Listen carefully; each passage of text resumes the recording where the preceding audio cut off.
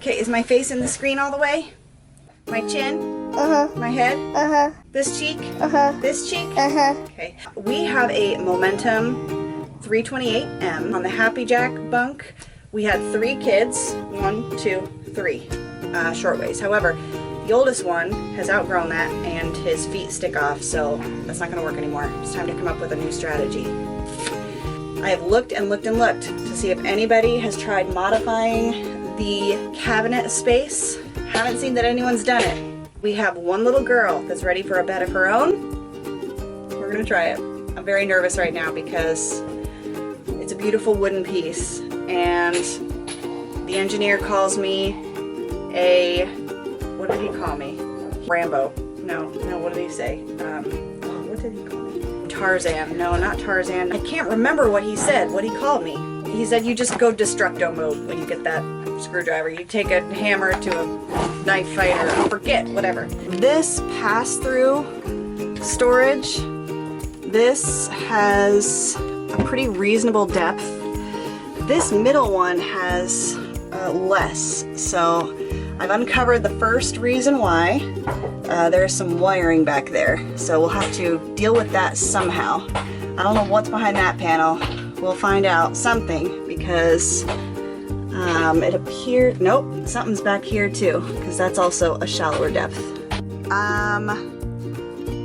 Discovered that there may be issues with removing all of these front supports. There may be support issues for this cabinetry.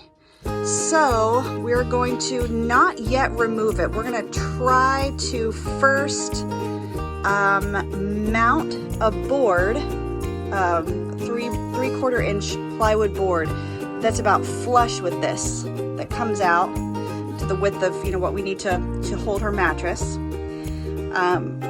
Gonna do that the length of this space. I went into a Grand Design dealer and asked if they have ever gotten behind the walls here, like where this, how do I find out where the studs are so I make sure that we're screwing into something that's gonna support our plywood. And he recommended just getting in touch with Grand Design and asking them to send the framing diagram. And I called on a Thursday night to do that, left a message, received a call back Friday morning, and they emailed me the diagram that day. So very quick and easy to get the diagram. I'm very surprised, very grateful. Now that we know what's behind the walls, hopefully anyway, we are going to cut our pieces and very carefully pre-drill with a little drill, make sure that we're actually hitting the studs, and then install them. All right, took out all of the front wood pieces with the exception of the bottom piece, the 2 sides, and the top.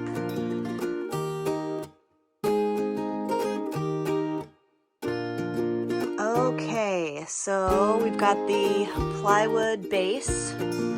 We mounted these angle irons into the studs in the wall. Put a little bump board up there just to make it level, and same on the other side. And then in the back, this angle iron here bolted into this board and then up into our platform. You have to screw this down to the board. I'm gonna drill out a hole and put a bolt up through there in order to help keep it from pulling so far forward when I put weight this way. Hi. How does this feel? Good. Yeah. You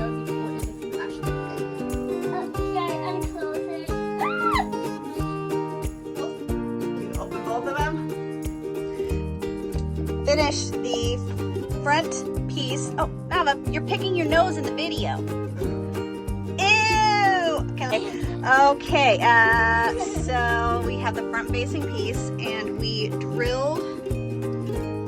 First off, I cut out a little door, little entrance, and glued the front, screwed the front, and added some brackets going down. And that's it. Ew. final element of this project was to put some LED puck lights on the underside of this baby and tie it into the existing light switch panel. Now, I get very squeamish around doing electric stuff, so I brought my dad in to consult. And so this is what it looks like on the face, and then on the bottom, this is what we have. This is actually the switch that we're talking about. So what we have is we have a positive bus. This is all positive. It's feeding all the different switches. So this yellow wire is actually, we're going to hook into to go to the new lighting, and this is going to be the positive side, or the red, and we're going to just break and put a connector in here, and then the other connector goes. The best thing is just this one is connected actually to the yellow wire. So the yellow wire and the white wire, we're going to break both of those and connect our black to the white ground bus, basically we'll call that, and then the yellow one we're going to connect for the positive side. So all the existing lights and our new lights will all be controlled by a single switch. Yes. Okay, got it. Done. And there we have it, project complete. I have struggled a little bit with the actual finishing of this project. I'm not the greatest finisher. Yeah, I mean, it'll pass. It is structurally sound. Doesn't look too super fancy or anything, but I'm proud of it. It will meet the need for a time, and that's all we can ask for.